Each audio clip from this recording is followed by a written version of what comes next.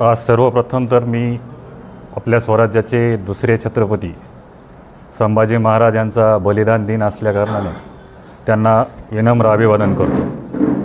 खरं तर ही पत्रकार परिषद घेण्यामागचं कारण हे आहे की 2-3 दिवसापूर्वी एका वृत्तवाहिनीला सुरेश धस यांची मुलाखत आली आणि त्या मुलाखतीमध्ये आदरणीय धनंजयजी मुंडे साहेब यांच्या मातोश्री म्हणजेच आमच्या काकू यांच्याबद्दल जे सुरेश धस यांनी सांगितलं की त्या परळीचा घर सोडून गावाकडच्या आमच्या नात्र्याच्या घरी राहायला गेलेल्या आहेत आणि त्यानंतर त्या परळीला आल्या नाहीत, अशा प्रकारचं त्यांनी ह्याच्यातून एक आरोप केला.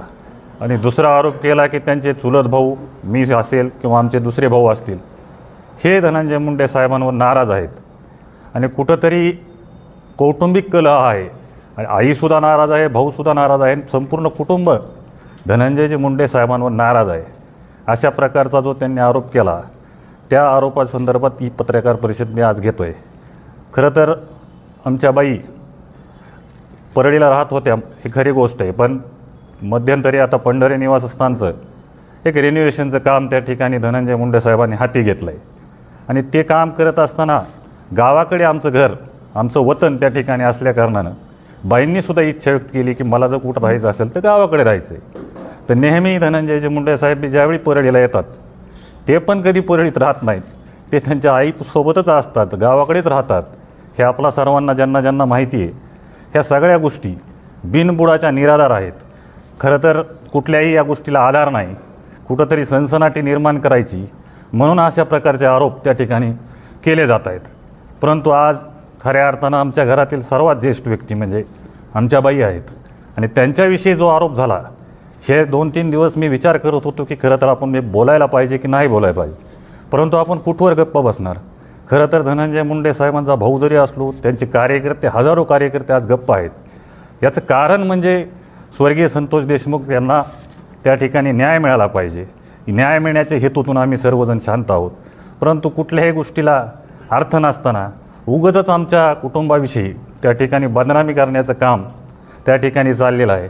मी आपल्या माध्यमातून सांगू इच्छितो की धनंजयजी मुंडे साहेबांच्या पाठीशी संपूर्ण मुंडे कुटुंबीय आहे आणि आज धनंजयजी मुंडे साहेब हे नेतृत्व तयार व्हायला 20-25 वर्षे त्या ठिकाणी त्यांनी ज्या खस्ता खाल्लेल्या आहेत त्याचंच फलित आज धनंजय मुंडे साहेबांनी महाराष्ट्रभर आपलं नाव त्या ठिकाणी केलेलं आहे.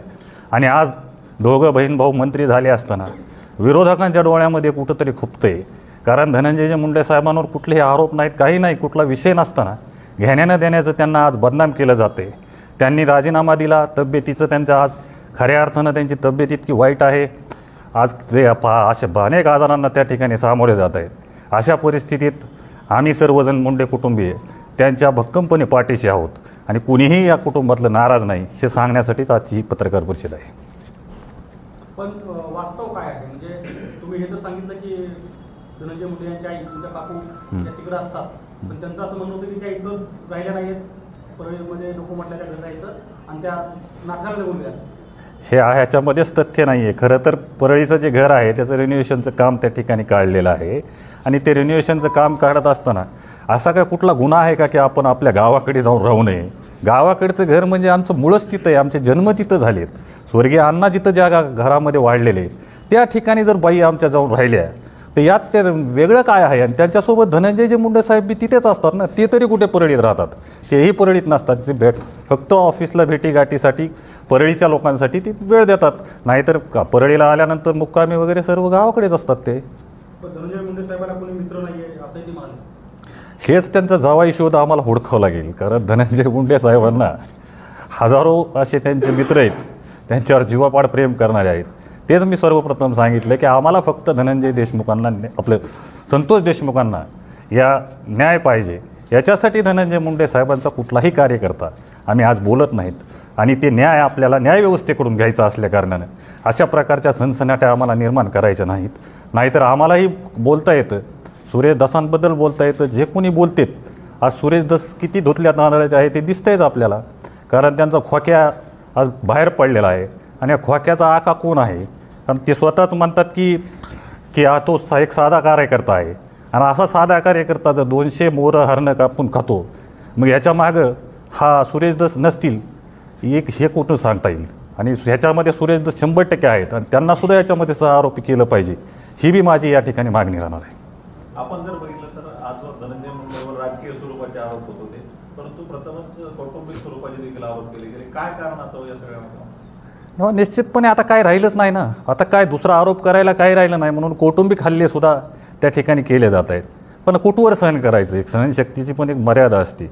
ज्या गोष्टीमध्ये कुठल्याही गोष्टीचं तथ्य नाही, प्रत्येक गोष्टीला कुठला आधार नाही, माध्यमांसमोर यायचं, कुठलाही बेछूट आरोप करत सुटायचं, त्याला काही अर्थच नाही ना. म्हणूनच आज कुटुंबावर आल्यामुळं कुटुंबातर्फे कोणीतरी बोललं पाहिजे, यासाठी मी या ठिकाणी माझी एक नैतिक जबाबदारी म्हणून मी या ठिकाणी आलो आहे. कारण महाराष्ट्राच्या जनतेसमोर चुकीचा संदेश जायला नको त्यांच्या माध्यमातून, म्हणून या ठिकाणी आज मी आपल्यासमोर आलेलो आहे. हा विषय झाला, पण नंतर जे विषय परळीचे गाजत आहेत, विशेषतः आज जे चार्जशीट आलं त्या चार्जशीटमध्ये तुम्ही ज्या कार्यालयामध्ये बसताय त्या जगमित्र कार्यालयाचा सुद्धा उल्लेख आला की जी काही खंडणी मागण्यात आली वाल्मिक कराड यांच्याकडून, तर ती खंडणी या कार्यालयातूनच मागण्यात आली असं स्पष्टपणे लिहिलेलं आहे. आपल्याला माहिती आहे इथं काय चालायचं? नाही, मला माहीत नाही की चार्जशीट मी पूर्णपणे वाचलेली नाही, पण जे काय असेल ते तपासा. ती चार्जशीट आहे म्हणजे कोर्टासमोर ती गोष्ट गेलेली आहे, न्यायप्रविष्ट आहे. आणि कोणीही या ठिकाणी आम्ही कोर्टाचा अवमान कधी करणारच नाहीत. आम्ही सरळ म्हणतोय की जे काही याच्यामध्ये कोण कोण दोषी असतील त्यांना शिक्षा झाली पाहिजे.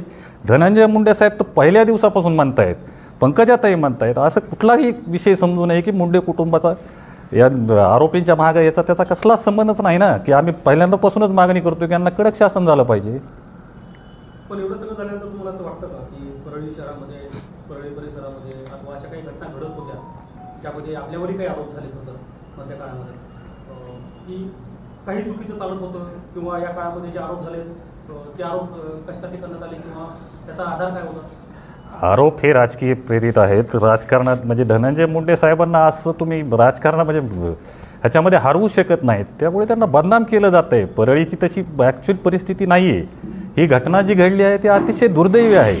त्याचं कुणीच समर्थन, ज्याला माणसाचं काळीज आहे असा कुठलाही माणूस त्याचं समर्थन करू शकत नाही. पण नाहक त्या ठिकाणी परळीची जी आज बदनामी त्या ठिकाणी होत आहे याचं खरंच अतिशय वाईट वाटतं. तुम्ही पहिल्यापासून जर संतोष देशमुख हत्याप्रकरण पाहिलं असेल तर त्या सगळ्या प्रकरणामध्ये जे आरोप झाले त्यातले 1-2-3 आरोप कायम सातत्याने होते. त्यातला एक आरोप असा होता की परळीमध्ये राखेची वाहतूक होते, अवैध पद्धतीने होते, वाळू मोठ्या पद्धतीने बाहेर उपसली जाते, त्यात अगदी गाड्या लावून स्टाईलने गाडी म्हणजे वाळू बाहेर काढली जाते, हे आरोप मी ऐकले. हा आरोप मी ऐकलेत ना, पण या आरोपात कुठलंही तथ्य नाही. कारण थर्मलची जी राख आहे वेस्टेज राख असते, जे की आज आपण पाहिलं, मी लहानपणापासून पाहतो आपल्या इटके कॉर्नर चौकामध्ये एक बोर्ड लावलेला आहे की ती राख खऱ्या अर्थानं ती वेस्टेज राख आहे आणि ती लवकर उचलली पाहिजे. ती जर तशीच ठेवली तर आजूबाजूला प्रदूषण त्या ठिकाणी मोठ्या प्रमाणात होतं. आणि आज आपण विटभट्ट्यामध्ये म्हणजे विटांमध्ये जी राख वापरतो ती तिथलीच राख आहे ना, आणि आजूबाजूच्या थोडासा उद्योगधंदा त्या ठिकाणी मिळतो, एवढंच त्या राखेचा विषय आहे. पण त्याला आवचा भाऊ करून कुठंतरी कुणाकडे 100 टिप्पर आहेत, कुणाकडे 200 टिप्पर आहेत. मला तर एवढं तुमच्या माध्यमातून म्हणायचं आहे की सुरेश दासांमधून आपण ज्याच्याकडे समजा माझ्याकडे किती टिप्पर आहेत त्याच्या RC बुकची मागणी आपण केली पाहिजे, त्याचे पुरावे मागितले पाहिजेत. आता ते आरोप करून पळून जातात, लगेच दुसरा आरोप करतात, पहिले आरोप विसरतात. आता तुम्ही मागा राख, खरंच राखेमध्ये किती टिप्पर चालतात, किती कुणाचे, ते ज्याच्याकडे 100 टिप्पर बनले होते ज्याच्याकडे त्यांचे RC बुक वगैरे ते द्या म्हणावं, त्याचा पुरावा तुम्ही मागितला पाहिजे. मला या ठिकाणी साहेब खरंच सांगावंच वाटतं ते. साधारणतः 2 ते 2.5 महिन्यापासून हे सगळे आरोप होत आहेत, परंतु त्यानंतर तुम्ही आज माध्यमांसमोर येऊन ही भूमिका स्पष्ट करताय. उशीर झाला सगळ्या नाही, उशीर माझ्यातर्फे नाही झाला. माझा विषय एवढाच होता की माझ्या कुटुंबावर अतिशय चुकीच्या पद्धतीने आरोप होत आहेत. जे काही आपण पूर्वीचे आरोप होते त्याच्यात धनंजय मुंडे साहेब वेळोवेळी व्यक्त झालेत, त्यामुळे व्यक्त होणं अपेक्षित नव्हतं. त्यामुळे आज खरंच कुटुंबावर आलं. आमच्या घरातील सर्वात ज्येष्ठ व्यक्ती ज्यांनी की सर्वांनी त्यांनीच आम्हाला लहानाचं मोठं केलं आहे. मग अशा विषयी चुकीचे जर गोष्ट जात असेल तर माझ्या मनाला मनोरंजनाचं प्रबोधन, करमणुकीचं उद्बोधन, बातमी अचूक, माहिती बिनचूक. पाहत रहा राजमुद्रा न्यूज लाईव्ह.